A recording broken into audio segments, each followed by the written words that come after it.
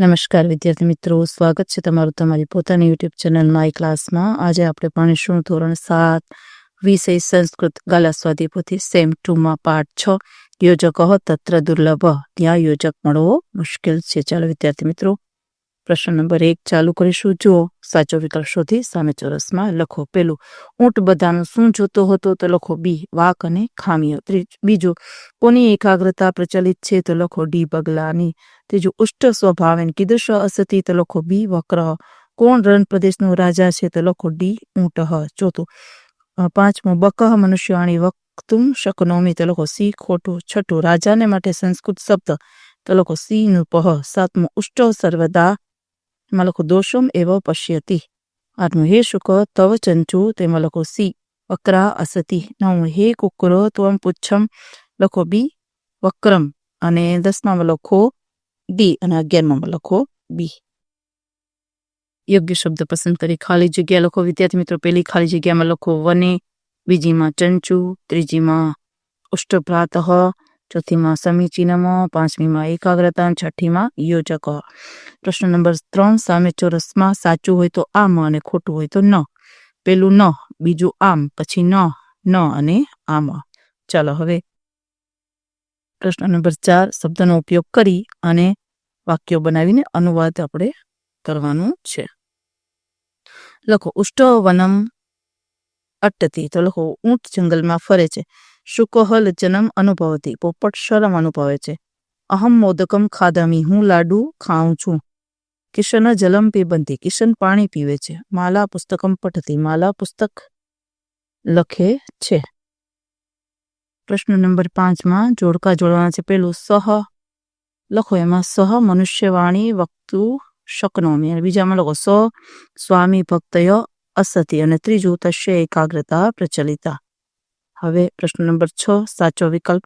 ઉષ્ટ હતો કે ઊંટ, વક્ર હતો કે વાકો, ચંચુ તો કે ચાંચ, સમીચીનમ તો કે બરાબર, મરુભૂમિ તો કે રણ પ્રદેશ, પ્રયોજનમ તો કે હેતુ, યોજક હતો કે જોડનાર, શુક હતો કે પોપટ, ને કુકુર હતો કે કૂતરો. ચલો, સંસ્કૃત અર્થ રાજા તો કે નૃપઃ, પ્રખ્યાત જાણીતું તો કે પ્રચલિત, અન્ય બીજું તો કે અન્યતઃ, લોક તો કે ક્રિયા, મંત્ર ન હોય તેવો અક્ષર તો કે અમંત્રક્ષરમ, ઔષધ ન હોય તેવું મૂળ તો કે અનૌષધમ. સંધિ કરો. પેલું અમંત્રક્ષમ, પછી મૂલમ નૌષધમ, યોજકસ્ય નાસ્તિ અને કિમપી. હવે એક વાક્યમાં ઉષ્ટ સ્વભાવેન કીદૃશ અસ્તિ? તો ઉષ્ટ સ્વભાવેન વક્ર અસતિ.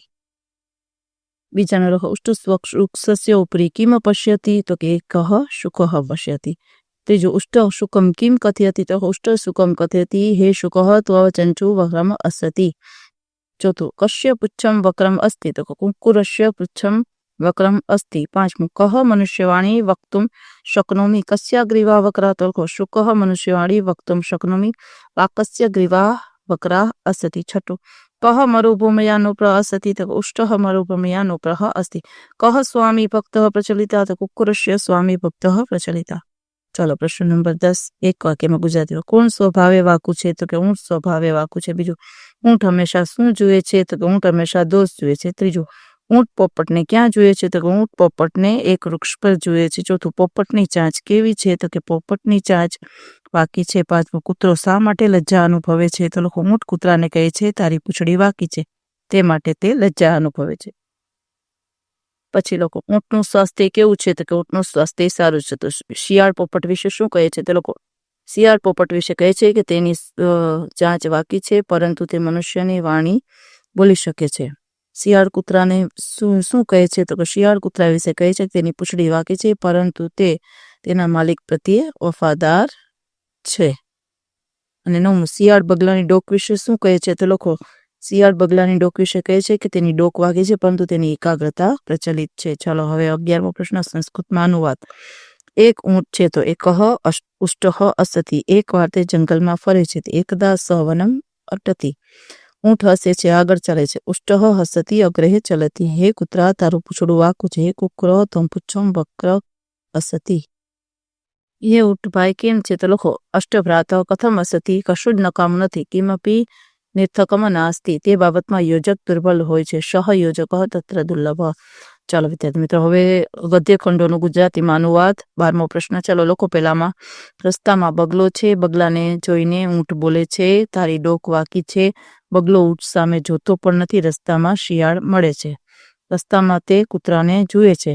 ઊંટ કૂતરાને કહે છે, હે કૂતરા, તારી પૂંછડી વાકી છે. કૂતરો શરમ અનુભવે છે. ઊંટ હસે છે અને આગળ ચાલે છે. પછી ત્રીજું, બગલાની ડોક વાકી છે પરંતુ તેની એકાગ્રતા પ્રચલિત છે. તમારે તો બધા જ અંગો વાંકા છે, પરંતુ તમે રણ પ્રદેશના રાજા છો, આથી તેની ચાંચ, પૂંછડી, ડોકનો કંઈક હેતુ છે. ચાલો 13મો પ્રશ્ન લખો. જવાબ વિદ્યાર્થી. કિંતુ નિર્ભયા અસતિ. બીજું, કિંતુ ગુણકારી અસ્તિ. ત્રીજું, કિંતુ સ્વચ્છમ અસ્તિ. ચોથું, કિંતુ રમણીય અસતિ. કિંતુ મધુભાષી અસતિ. 14મો પ્રશ્ન, તસ્ય મનુષ્યવાણી પ્રચલિતા, તસ્યં સ્વામી ભક્તઃ પ્રચલિતા, તસ્યં સંકલ્પ શક્તિ પ્રચલિતા, તસ્યં કાર્યનિષ્ઠા પ્રચલિતા, તસ્યં વ્યવસ્થા પ્રચલિતા. ચાલો વિદ્યાર્થી મિત્રો, આજના વિડીયો લેક્ચરમાં આટલું. જો તમને વિડીયો ગમે તો લાઈક કરશો, તમારા મિત્રો સાથે શેર કરશો અને મારી ચેનલને સબસ્ક્રાઈબ પણ કરશો.